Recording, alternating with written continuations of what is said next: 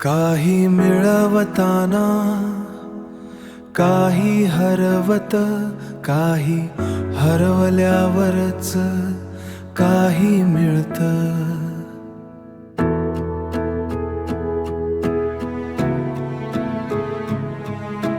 जीवन म्हणजे फक्त येणं जाणं नाही,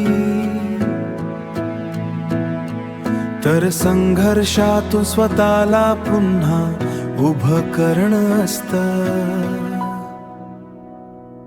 आज आर्थिक परिस्थिती कठीण आहे,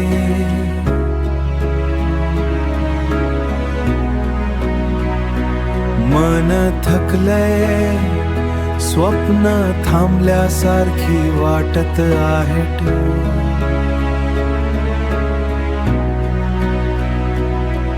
पण अंधारानंतरचा प्रकाश जवळ आहे. पण ही वेळ कायमची नाही,